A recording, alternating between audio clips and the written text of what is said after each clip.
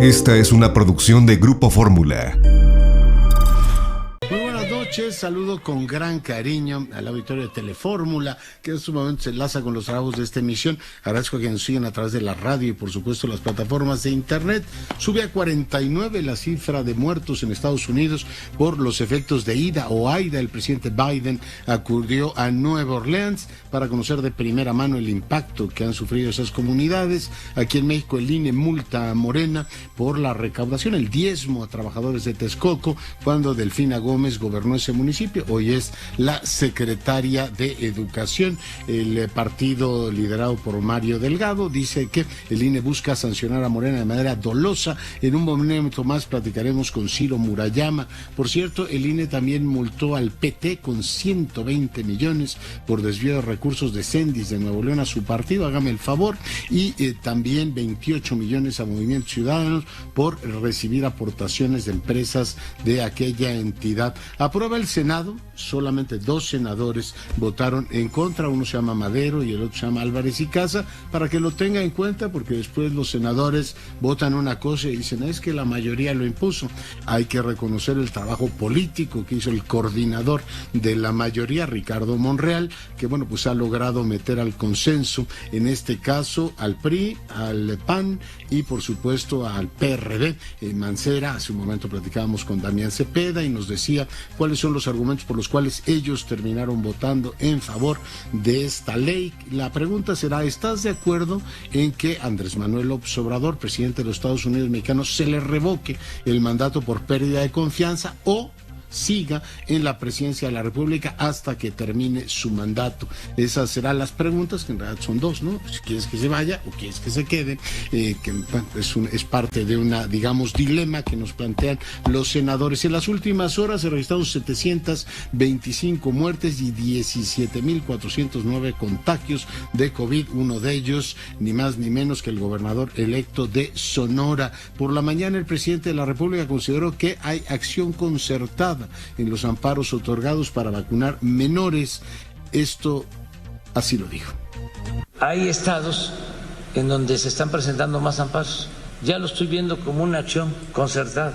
Ya ven cómo le hacen también en el caso de los mensajes. ¿Cómo se llama eso? Nado sincronizado. Se echan a andar campañas porque se está concentrando básicamente en 4 estados. Ya le adivinan el pensamiento al presidente en Palacio, ¿no? ¿Cómo se llama eso? Nado sincronizado, que ese tampoco es nado sincronizado, no vaya usted a pensar nada. La Secretaría de Salud actualiza el semáforo federal, 17 estados en naranja, 13 en amarillo y 2 en verde. Le comento que el gobierno de los Estados Unidos desclasifica información sobre el 11 de septiembre. Vamos a ver qué contiene eso.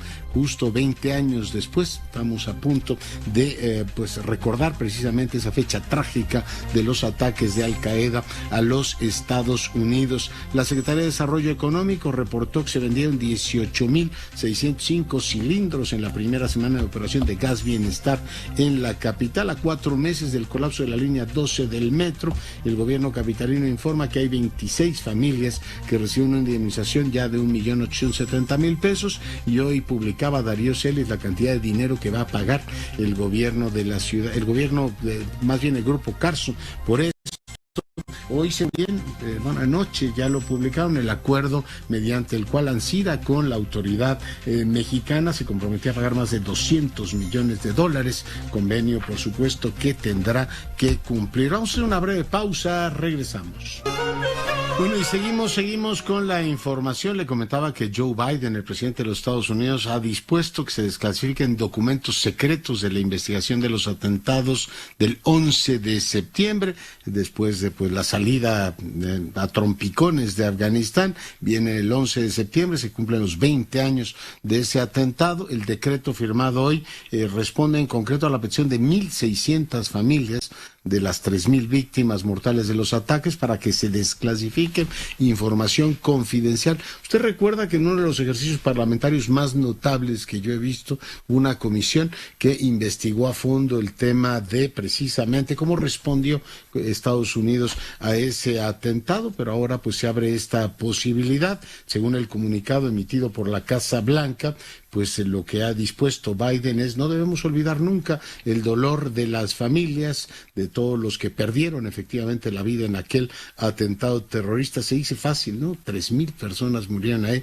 por cierto, número de personas que mensualmente mueren en México por homicidio, ¿no? 3,000 me trae a mí últimamente muy concentrado, pero bueno, regreso, son un montón de muertos. Para ellos no fue solo una tragedia nacional e internacional, se trató de un drama personal, así es que bueno, pues hay este decreto merced al cual se ordena la desclasificación de estos documentos. Y hay otro tema que está pendiente también de los servicios de inteligencia norteamericano, y es la investigación. Vamos a ver si dan algún dato concluyente sobre el origen del COVID, ¿no? Es decir, él pidió nuevamente una revisión completa de si el presidente de los Estados Unidos, de cuál era el origen del COVID, si hubo, pues si fue una cuestión natural, ¿no? Una zoonosis famosa, o es otra circunstancia, como su predecesor lo manejó en múltiples ocasiones. Lo dejo ahí, estaremos por supuesto pues muy atentos a lo que se diga. Me enlazo ahora con José María Ramos. Doctor, ¿cómo estás? ¿Qué tal, Leonardo? Muy buenas tardes. Encantado de estar contigo, con tu audiencia. Pues pedirte tu punto de vista, uno, sobre la crisis migratoria que tenemos, vuelven las caravanas, y segundo, si tú ves alguna posibilidad, alguna área de oportunidad para que los Estados Unidos cambien algunas de las posturas que han tenido hasta ahora o tengan una visión más amplia. El presidente de la República, José María, decía que le iba a mandar una carta a Biden, ¿no? Insistiéndole en que debía ampliarse la mirada. En fin, ¿cómo estás viendo tú el problema? Pues mira, las últimas estas caravanas pues vienen en un contexto que sabemos, ¿no? El tema de la pandemia, el tema de las restricciones laborales, es un flujo predominantemente de comunidades haitianas que vienen de otras partes, sobre todo de Brasil. En principio tengo entendido que ellos habían pedido, está en una situación de pedir como una especie de situación de refugio. Sin embargo, bueno, hay que recordar que este fenómeno se ha agudizado bastante. Estamos en este año cerca de llegando a 70,000 solicitudes. Obviamente está rebasado. Ahí hay que fortalecer la gestión migratoria, y creo que ahí implica también una relación muy estrecha con el gobierno de Estados Unidos, como lo comentas, porque la mayoría de estas comunidades vienen de Estados Unidos, sobre todo porque se espera un crecimiento económico muy importante, y aunado a las diferentes formas que ha planteado de alternativas migratorias, sobre todo para el caso de los menores acompañados, que este año simplemente van cerca de 60,000 menores que están en Estados Unidos.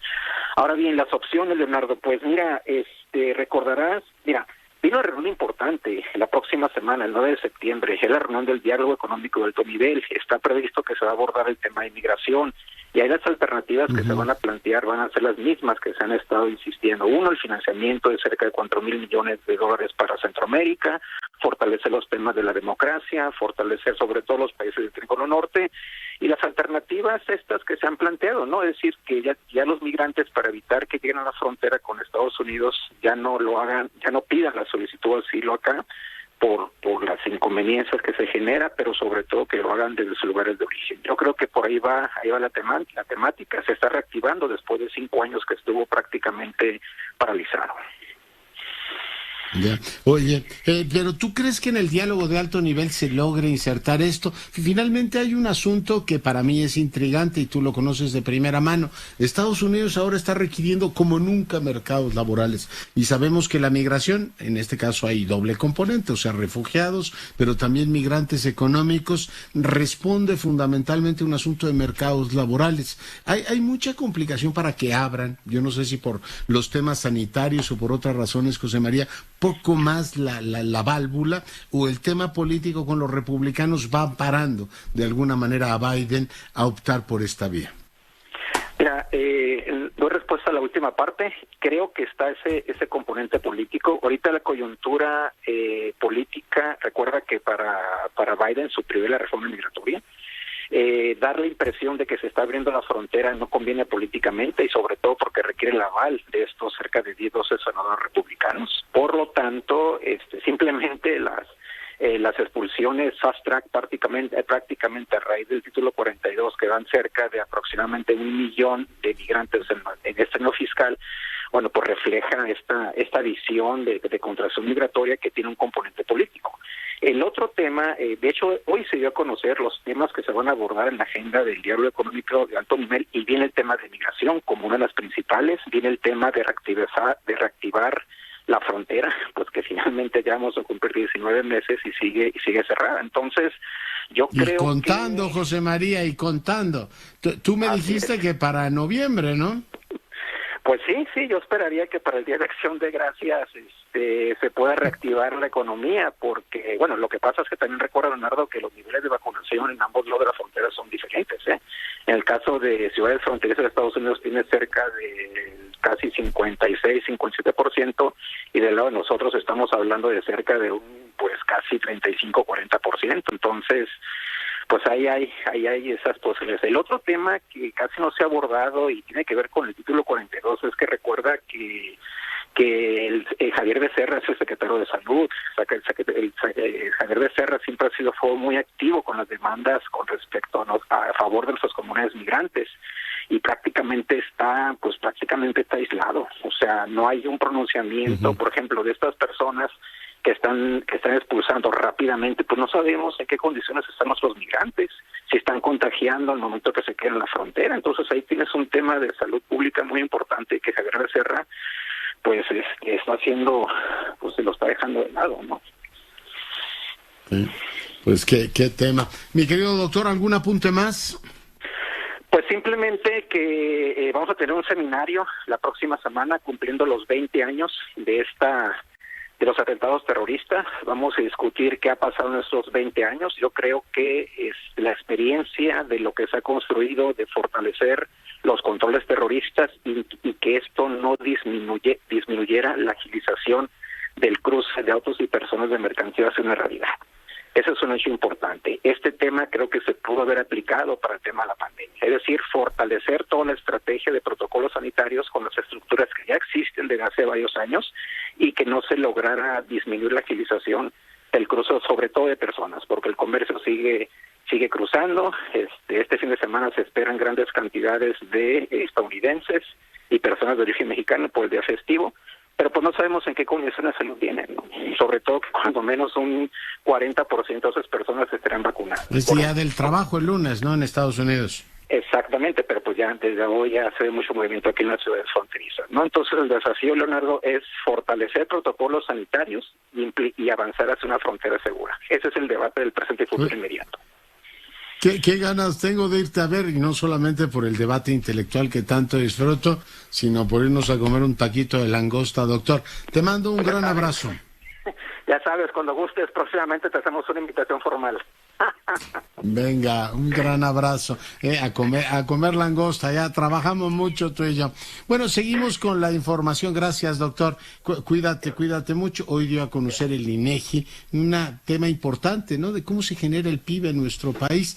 Prácticamente el 46% fue generado por sociedades no financieras, 33% por los hogares, que pesa mucho en nuestro país, 8.9% por el gobierno federal, 4.1% por sociedades financieras, y 0.9 por instituciones sin fines de lucro que sirven a los hogares. Esto es lo que dio a conocer el INEGI el día de hoy. Y bueno, pues sigo pendiente. Ya le decía que hoy se abre el diálogo entre gobierno y oposición en Venezuela, aquí en México. Le recuerdo que el diálogo lo auspicia en Noruega, lo hospeda México, y Holanda y Rusia son las dos delegaciones asistentes. El tema está pues ligado, el centro es el asunto electoral. Hace unos días le daba a conocer que la oposición ha dicho que podría tener una lista única para competir en las elecciones de noviembre.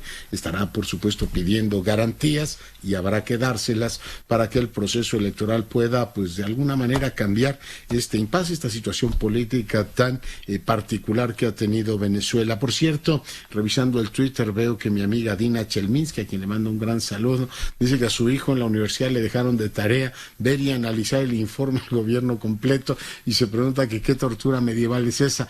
Adina, pues si el niño estudia a lo mejor ciencias políticas, me imagino que no, porque si fuera ciencias políticas sería normal. Dice, ¿quién es el maestro Torquemada? Bueno, pues es parte de la tradición de los profesores, ¿no? De dejar efectivamente estos temas de me revisan el informe y ya lo platicamos. Bueno, un abrazo a Dina y por supuesto un saludo a tu hijo. Esta mañana conversé con la presidenta del Senado. Acababan de terminar la discusión de la ley esta de revocación de mandato. Esta es la charla. Me enlazo ahora con la presidenta del Senado de la República, la doctora Sánchez Cordero. Presidenta, bienvenida. ¿Qué tal, Leonardo? Me da mucho gusto saludarte. Muy bien, muchas gracias. Enhorabuena por el cargo que ahora ocupa. Oiga, si pensaba tener una vida un poquito más relajada pasando de gobernación al Senado, no parece que sea el caso, ministra. No, fíjate que ayer realmente terminamos cerca de las 2:30 de la mañana, pero afortunadamente sacamos tres leyes y una cantidad de acuerdos impresionante, pero el tema ahí es que fíjate que lo sacamos por la última prácticamente unanimidad. La ley de revocación del mandato se estuvo construyendo entre todas las fuerzas políticas más de 10 horas y finalmente prácticamente fue por unanimidad. Entonces, pues da mucho gusto, y da mucho gusto porque sí fue una ley que se consensó y aparte pues se aportaron muchas cosas. La oposición traía bastante cuestiones que pudieron mejorar la ley. Entonces pues muy contenta del trabajo de ayer. Fue un día muy largo, pero afortunadamente ya sacamos lo que estaba en la lista del orden del día. Cada país y cada, estamento tiene sus costumbres, pero esto de estar negociando de madrugada da buenos resultados, presidenta. No, pero fue desde las 9 de la mañana, las 9 de la mañana, que hasta las 10:30, 11 de la noche que se estuvo construyendo, más que consensuando, construyendo juntos, y después ya entramos a la sesión nuevamente. Mira, porque se hizo un espacio de 2 horas y después ya más o menos como a las 2:30 de la mañana se terminó. Pero muy bien y muy contenta de estar presidiendo el Senado. Para mí es un honor, imagínate, presidir el Senado de la República después de haber salido de la Secretaría de Gobernación. Pues me parece que es una posición muy relevante. No le voy a preguntar porque sé que no me lo va a decir, pero ¿cuál de los 3 poderes del Estado le gusta más? Bueno, le retiro la pregunta. Oiga, ¿es revocación o ratificación la forma en que queda formulada la pregunta? Va a ser una revocación, pero también va a haber un recuadro de si quiere la población que continúe en el mandato, que continúe en la presidencia, y si hay otro recuadro de revocación de mandato. Sí, para mí, y se los decía yo a los compañeros el día de ayer, básicamente la ratificación o la revocación son 2 caras de una misma moneda, porque en realidad si optas por no revocarle el cargo, lo que estás haciendo es ratificarlo en el cargo. Entonces ahí pues, ¿que no hacía falta o sí? Pues no hacía falta, pero creo que no tampoco, como te digo, viéndolo desde el punto de vista de las 2 caras, tampoco es algo que no pudiera estar dentro de una papeleta. Ya. Eso, satisface a Palacio Nacional, pero el espíritu constitucional del instrumento es revocar el poder de alguien que no está cumpliendo, a quien se le perdió la confianza, entiendo, ¿no? Es exactamente lo que decían algunos de los compañeros senadoras y senadores. Sin embargo, se optó por, un camino intermedio en donde, por supuesto, quedara la pregunta de revocación de mandato y, por otra parte, pudiera quedar también lo que es la ratificación. Si quiere usted que continúe o que siga, siga, porque para un lenguaje mucho más sencillo, sí se optó por lenguajes muy sencillos para que la población tuviera la posibilidad de entender perfectamente bien lo que estaba votando, porque revocación de mandato, para mucha gente revocar el mandato no necesariamente es un término que usen tan comúnmente, ¿no? Pero el espíritu de la ley es revocar mandato, ¿no? El espíritu de la Constitución. Sí. Ese efectivamente digamos, el reclamo o la no estar de acuerdo y no solamente con un presidente, esto se podría aplicar hasta los senadores de la República, todos, claro. Inclusive se puede replicar en todos los estados. ¿Estás o no de acuerdo en la continuación o tienes, digamos, algunas situaciones por las que no quieres que vuelva o que continúe en el cargo un personaje, un representante tuyo, ¿no? Yo tengo la impresión de que es un instrumento duro, pero es más útil en el ámbito local. Pero bueno, esa es mi opinión. Preguntarle, ¿se pusieron de acuerdo sobre lo que puede o no decirse durante el periodo en el que se convoca a la consulta? Porque entiendo que había como una veda para que el presidente se expresara. ¿Hubo acuerdo sobre eso, Presidenta? Eso sí lo dejamos tanto la Constitución que lo regula, como porque lo regula el 35, así como también lo regula el 41, y constitucionales en materia electoral. Lo que se dijo ayer creo que fue muy importante. Se dijo que no es un ejercicio de democracia representativa, es decir, no es un tema electoral, cuando menos para nosotros. Es un tema de un ejercicio democrático de participación directa. Es una participación de la ciudadanía de otra forma, porque no está eligiendo a nadie, está ratificando o revocando, en este caso la Constitución dice revocando el mandato, la representación. Ya. Oiga, pues ahora va entonces a la Cámara de Diputados. Ya lo mandamos. Ya lo mandaron. Muy bien. Oiga, finalmente le pregunto, ¿el Senado de la República tiene planeado o ha pensado usted? Además le tocó en primerísima persona ver la crisis migratoria como secretaria de Gobernación. Recuerdo una reunión que tuvo con la secretaria Nielsen y después vino toda esta crisis migratoria. ¿Pronunciarse sobre la situación que hoy se vive en la frontera sur, Presidenta? Pues el día de ayer no se hizo. Vamos a ver qué dicen los grupos parlamentarios, ¿verdad? Pero creo que cuando menos sería importante revisar el tema así. Y sobre todo también un tema que tenemos pendiente y que es uno de los temas que yo quisiera empujar rápidamente, es una modificación a la ley de migración en el sentido del reconocimiento facial, porque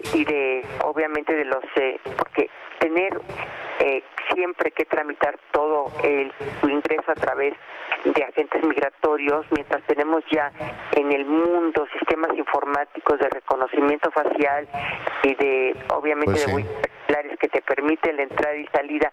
Imagínate lo que pudiéramos lograr con esto, ¿no?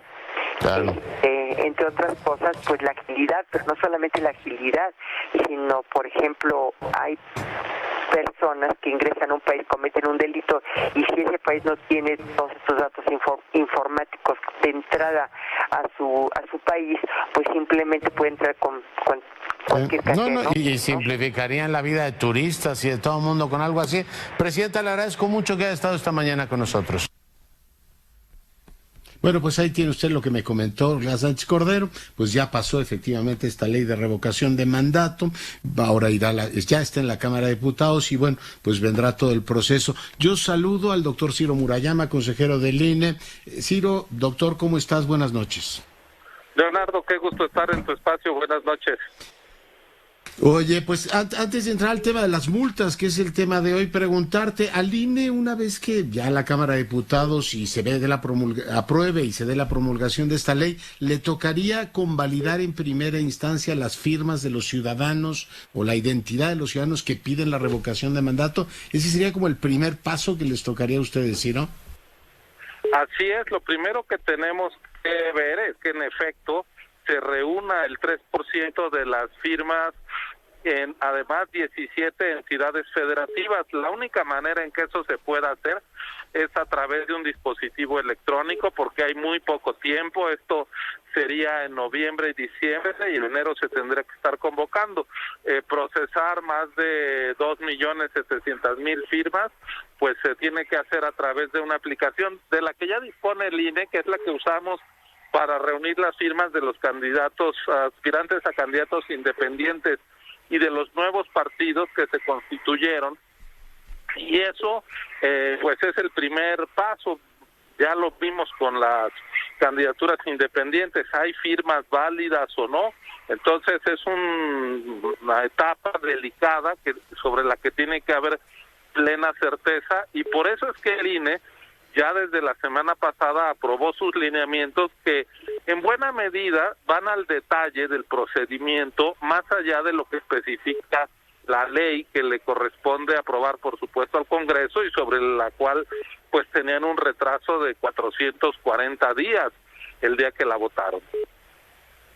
Sí, que no son nada, ¿verdad? En términos legislativos.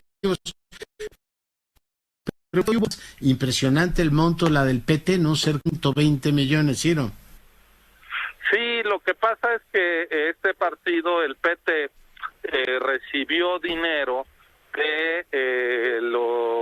del gobierno de Nuevo León, ¿no? Depositó cerca de 280 millones de pesos para financiar los llamados CENDIS, los preescolares, y de las cuentas a donde se depositó el recurso público fluyeron casi 60 millones de pesos a una persona ajena a los CENDIS, pero dirigente del PT en Aguascalientes, que a su vez la depositó en una cuenta de una mujer que había aperturado esa cuenta para meter ahí los recursos del PT. Entonces, pues a nosotros nos queda claro que ese recurso público tenía otro fin, llegó a las cuentas de los dirigentes del partido, de ahí se retiró ya en efectivo, no sabemos exactamente para qué se usó, pero pues es un financiamiento irregular que no fue informado al INE y que tiene un origen incorrecto para financiar a los partidos, y por eso se pone una multa del 200%, que son estos casi 120 millones de pesos que señala. Ya. ¿A Morena se le multa por el caso Texcoco, por el caso en sí de los diezmos, o porque ese dinero no se reportó al INE y se pudo haber utilizado en campaña? Ciro. Se le multa porque ese dinero no fue reportado al INE y parte de él se usó en campaña. Yo era de la idea de que toda la trama, todo lo que se le retuvo a los trabajadores fuera sancionado, pero no lo consideró así la mayoría del Consejo General. Lo importante es que quedó claro que se trató de una retención ilegal a los trabajadores. Esto suele ocurrir en muchos municipios y es muy lamentable que los presidentes municipales lleguen al gobierno y empiecen a cobrarle a la gente, a descontarle de su sueldo para financiar pues cualquier tipo de cosas, entre otras cosas sus propias aspiraciones políticas, porque luego con ese dinero se pagó a proveedores que son los mismos con los que Morena trabajó durante la campaña de la candidata Delfina Gómez a la gubernatura del Estado de México en 2017, es decir, esta fue una trama, 2015 cuando fue candidata a diputada, esta trama dura de 2013, 2014, 2015, cada quincena se le retiene el dinero a 550 trabajadores, y pues es lamentable, yo digo que es una muestra de subdesarrollo político, que se trate a los empleados públicos como clientelas partidistas y no como servidores públicos a los cuales se les debe de respetar sus salarios. Parecía que si gana un partido, entonces ese partido puede exigirle el diezmo a los trabajadores de un ayuntamiento. Ya lo hemos visto con otros partidos, lamentablemente es una conducta que pues se vuelve a comprobar, y mis compañeros pues votaron justamente por sancionar todo aquello que fue a los mismos proveedores de Morena. Y hubo también una multa a Movimiento Ciudadano por el financiamiento de empresas en Nuevo León, el caso de la familia del candidato Samuel García, que ingresó 14 millones de pesos al partido, pero que en realidad provenían de empresas, y las empresas no pueden financiar partidos. Entonces esa fue una multa de 28 millones de pesos que se aprobó el día de hoy. Bien, pues interesante, ahí está el conjunto de multas, y Ciro, te agradezco mucho el tiempo que has estado esta noche con nosotros. Al contrario, Leonardo, muy buenas noches. Gracias, Ciro Murayama, consejero del INE, el día de hoy. Bueno, pues conversando con usted, quiero decirle que más adelante le voy a presentar un fragmento de una conversación que tuve esta mañana con Hervé Letelier. ¿Quién es Hervé Letelier? Es uno de los, digamos, luminarias de la cultura francesa. Él ganó el premio Goncourt del año pasado. Ha escrito un libro que se llama La Anomalía. Es un libro fantástico, ya está en versión en lengua española, por tanto lo puede usted leer. Es un libro impactante, un libro muy bien concebido. En un instante le presentaré un fragmento de la conversación que tuve con este personaje de la literatura, que por cierto está participando en un festival que es como dual, ¿no? Estos ya no están totalmente abiertos, pero bueno, ya tenemos la presencia de algunos importantes exponentes de la cultura y se va pues normalizando todo esto. Me permite que hagamos una breve pausa, regresamos en un instante. Bueno, y seguimos con la información. Yo le agradezco mucho a Claudia Saldaña que se enlace con nosotros. Ella es corresponsal, periodista, afincada en El Salvador. Claudia, ¿cómo estás? Hola, mucho gusto. Aquí pendiente de apoyarles con la información desde El Salvador. Buenas noches a todos. Pues hace unos días veíamos que el presidente ha efectivamente, bueno, pues decapitado, ¿no? A varios jueces, más de 600 han salido, y teníamos pendiente una conversación, creo que es interesante para el auditorio que nos sigue en todo el país, no solo el plano político, sino también el económico. Hemos oído que se intenta introducir con mayor fuerza el Bitcoin en El Salvador. ¿Qué nos puedes contar sobre eso? Así es, bueno, el próximo martes 7 de septiembre entra en vigor, de hecho, la ley que establece el Bitcoin como moneda en curso legal para El Salvador. Así que a partir de ese día los salvadoreños tenemos doble moneda, esta moneda virtual que se ha establecido, el Bitcoin. Digamos que no era algo nuevo, había un experimento previo desde hace 2 años en El Salvador, en una zona costera, de comunidades que ya usaban esta moneda, pero la sorpresa fue cuando el presidente en una conferencia mundial sobre criptomonedas anuncia que el país lo va a adoptar como moneda legal ya para todos los salvadoreños y en carácter de obligatorio, es decir, todos los salvadoreños estarán obligados a pagar y o recibir sus pagos por medio de esta criptomoneda. ¿Y eso cómo funciona? Cuéntanos, Claudia. Bueno, el gobierno ha establecido que va a abrir una billetera gubernamental que se llama Chivo Wallet, y esta va a funcionar, bueno, el gobierno ha dicho que dará a quienes descarguen la aplicación de Chivo Wallet un monto inicial regalado, digamos, de $30 en su equivalente al Bitcoin, que sería una cierta cantidad de satoshis o la fracción del Bitcoin. Entonces, esto lo que permite es, según el plan gubernamental, es empezar a dinamizar y a utilizar esta moneda dentro de las transacciones financieras del país. Ha puesto el gobierno también esta semana, en los días anteriores, una serie de cajeros, son 200 cajeros los que se van a abrir, que son nada más para la compra y la venta de bitcoins y estarán ubicados en las plazas públicas de las principales ciudades y obviamente de la capital del país. Y esto con el objetivo de que la gente comience a mover la moneda, aunque también el presidente ha dicho de que él siempre insiste en que la moneda no es obligatoria, aunque de hecho la normativa y la ley, como lo establece y ha quedado estipulado, de hecho sí hay una cláusula de obligatoriedad de recibir la moneda. Sin embargo, el presidente dice de que quienes no quieran nada más utilizar Bitcoin, pues podrán cambiarlo siempre a dólares.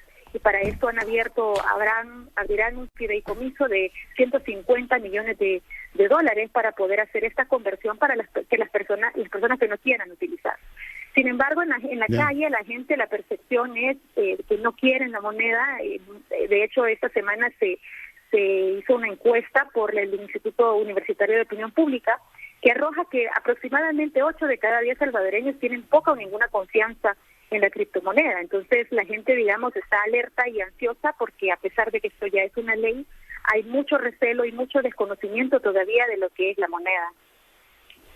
Ya. Oye, el Bitcoin, entonces, ¿cómo operaría? ¿Es a través de una tarjeta y vas pagando con ella? ¿O es a través de tu celular y lo haces a través de aplicaciones? O sea, físicamente, o más bien, ¿cómo pagaría yo si te invitara a comer ¿cómo se llama? Una comida. Claro. Bueno, el Bitcoin es obviamente es una moneda digital, es una criptodivisa. Hay quienes igual afirman que no puede ponérsele en el rango de dinero como tal o de moneda como tal, pero es una divisa, digamos, que opera a través de una billetera electrónica. Entonces, cada persona debe tener, obviamente, en un teléfono inteligente que te permita descargar una aplicación. Descargas esta aplicación, que es la billetera, ahí tienes este monto en moneda virtual, en Bitcoin, y a la par te muestra, digamos, cuánto sería eso en el equivalente a dólares, como para que la gente también pueda tener la idea de la conversión. ¿Cómo se usa? Pues yo voy a una cafetería, de hecho ya muchos comercios ya tienen sus billeteras descargadas y están aceptando Bitcoin como moneda de pago. Entonces yo voy con mi teléfono, y cuando quiero hacer una compra de un café, por ejemplo, yo traslado mi código. Hay un código personal, ¿no?, que cada uno tiene en esa billetera que tiene en su cuenta, digamos. Entonces yo con mi teléfono abro la aplicación y doy mi código a esa persona y pongo el monto, ¿no?, que es lo que le voy a pagar. ¿Y es un código QR? También es como un código QR, correcto. Entonces, obviamente hay una serie de códigos y claves y todo, que es como la seguridad para accesar a tu billetera, pero al final pagas así, como por medio de un código, y ya pues a mí se me descuenta el costo de lo que compré, y al comerciante pues recibe su dinero en Bitcoin. Oye, pero entonces no hay tarjetas, no hay posibilidad de que te digan, use usted esta tarjeta como un monedero electrónico, que es una tarjetita con su chip. Todo sería a través de los teléfonos. Preguntarte, si te va muy bien en la vida y te empiezan a caer muchos bitcoins, ¿qué puedes hacer con ellos? O sea, ¿cómo se puede meter a instrumentos de ahorro? ¿Qué ocurre con eso, Claudia? Bueno, sucede que hay toda una situación de discusión a nivel de la banca, por ejemplo, nacional, ¿no?, y también la banca privada, porque, bueno, el Banco Central de Reserva ha emitido una serie de regulaciones de cómo estarían operando con esta divisa. Ahora, ¿qué se puede comprar? Pues básicamente, como será una moneda de curso legal, pues podrías potencialmente comprar cualquier bien o cualquier servicio en el país. Sí. Incluso algunas empresas podrían recibir su salario en Bitcoin. El asunto comprar me queda claro, pero ¿cómo se va a operar así fuera? Ahorrarlo o invertirlo, eso es lo que no lo veo tan claro, Claudia. Sí, algunas personas opinan que el Bitcoin como método de ahorro podría funcionar, porque bueno, es algo, digamos, es un ahorro virtual que tú tienes en una billetera, en una cuenta electrónica, y tú no lo tocas y está ahí y no pasa nada, como método de ahorro. Ahora, ¿qué pasa cuando tú quieres invertir en algo o comprar, digamos, una propiedad? Obviamente el vendedor debe aceptar esta divisa. Abre mucho, digamos, la posibilidad, según algunos expertos pro Bitcoin, abre la posibilidad de la inversión extranjera, de que alguien pueda venir y comprar propiedades por medio de Bitcoin, ya que pues es una moneda en curso, ¿no? Pero luego, si tú como usuario, como una persona, digamos, no gran empresario o no inversor, tú quieres mantener tu billetera y tu cuenta de Bitcoin, puedes hacerlo. El único peligro, digamos, que lo advierte todo el mundo, es un poco la volatilidad de la moneda, porque esa cambia constantemente su valor. Entonces tú puedes tener un ahorro de $1,000, por decir algo, en el equivalente al Bitcoin, que hoy son $1,000, pero mañana puede bajar a 500, o al revés, mañana puede subir a 1,500. Todo depende de cómo cambie la especulación en torno al Bitcoin. Oye, pero la moneda de curso legal se mantiene el dólar, ¿no? Sí, tenemos doble moneda, el dólar se mantiene, ¿verdad? Pero sí, el gobierno tiene una fuerte campaña de empezar a mover el Bitcoin como moneda, ¿no? Y está, digamos, incentivando a los salvadoreños a que usen la billetera de Bitcoin, y por eso les está regalando el equivalente a $30 en Bitcoin para que puedan comenzar a mover la moneda. Pero el dólar sigue operando como hasta ahora lo ha hecho. Claudia, interesantísimo todo lo que nos cuentas, te agradezco muchísimo el enlace. Bueno, muchísimas gracias, buenas noches y nos escuchamos pronto. Gracias, Claudia Saldaña, nuestra corresponsal en El Salvador. Pues hay toda la modificación política y ahora tenemos también esta situación del cambio al Bitcoin. Tonatiuh Lea Morelos, ¿qué novedades tenemos? Así es, Leonardo, te saludo con gusto, comentarte que derivado de las precipitaciones pluviales de las últimas horas en el estado de Morelos, se presentaron diversas afectaciones en la zona oriente de la entidad. El municipio más afectado, desafortunadamente, es Playa Capán. La noche de ayer, jueves, se reportó el deceso de 3 personas que fueron identificadas como Consuelo N., de 64 años de edad, Alejandra M., de 27 años, y una menor de 4 años de edad. Cabe señalar que hasta esta tarde una persona se encontraba desaparecida, resultado del incremento del cauce del río que se ubica en la colonia El Plan. Alrededor de 60 familias fueron evacuadas de sus viviendas en la colonia 3 de Mayo de Playa Capán. En el sitio trabajan desde la noche de ayer elementos que integran la Coordinación Estatal de Protección Civil de los municipios de Tlalnepantla y Atlatlaucan. Debido a esta emergencia sanitaria por lluvia, personal de la Secretaría de la Defensa Nacional aplicó el plan DN3. Cabe señalar, Leonardo, que el gobernador Cuauhtémoc Blanco Bravo acudió al municipio de Tlayacapan en su recorrido por las colonias afectadas. Manifestó que el gobierno respaldará a las familias. La información, Leonardo. Gracias, buenas noches. Y bueno, seguimos con la información. Voy ahora con Francisco Villalobos, nuestro corresponsal en los Estados Unidos. Hoy Biden estuvo allá en la sufrida Nueva Orleans. Paco, ¿cómo estás? ¿Qué tal, querido Leonardo? ¿Cómo estás? Pues después de estar aquí prácticamente ya 4 días sin luz, sin agua, durmiendo en la camioneta, porque literalmente, insisto, todavía ya prácticamente una semana del paso de este monstruo que fue el huracán Aida por esta añeja Luisiana, 2 años consecutivos, Leonardo, en que un categoría 4 más, que era prácticamente el huracán Aida, fue un huracán 5, hablando con expertos, Aida estuvo a 2 millas de tener la nomenclatura oficial de categoría 5, de alcanzar esos 157 millas por hora, casi 275 kilómetros en cuestiones de vientos sostenidos para ser categoría 5, técnicamente no lo es, pero prácticamente en realidad sí lo fue, y eso se refleja en en los kilómetros cuadrados de devastación, vacas arriba de árboles, casas totalmente pulverizadas aquí en el sur de Luisiana, y 700,000 hombres, mujeres y niños bajo temperaturas que superaron el 40 grados centígrados durante toda la semana, Leonardo, sin luz, sin agua, sin aire acondicionado, filas hasta de 5 o 6 horas para poder comprar $30 de gasolina, no es lo máximo que te pueden permitir comprar, y las gasolineras, por supuesto, requieren luz para poder operar las bombas de gasolina, y eran muy contadas las bombas de gasolina que funcionan, compañero, así que ya me urge regresar a casa, compañero. Cómo no, ya me imagino, y 49 muertos se han reportado, una tragedia en toda la línea. Paco, pues te mando un gran abrazo y buena cobertura periodística. Cuídate. Un abrazo, y lo irónico, la mayoría de esos 49 muertos en el noreste de los Estados Unidos. Te mando un fuerte abrazo, cuídate mucho, feliz fin de semana. Igualmente ha estado lloviendo aquí también, pero bueno, allá en los Estados Unidos literalmente se cayó el cielo. Le platicaba que Hervé Letelier es una de las luminarias de las letras francesas, ganó el premio Goncourt, que es muy prestigiado, con este libro, La Anomalía. Hoy tuve la ocasión de conversar con él. Quisiera iniciar preguntándole, en la literatura yo había visto que muchos autores se planteaban el tema de la desaparición, recuerdo a Pirandello o a Vila Matas, el tema de efectivamente la reencarnación, el tema incluso del doble en Dostoyevsky, pero nunca había oído que se planteara el tema de la duplicación, señor Letelier. Esto es bastante novedoso.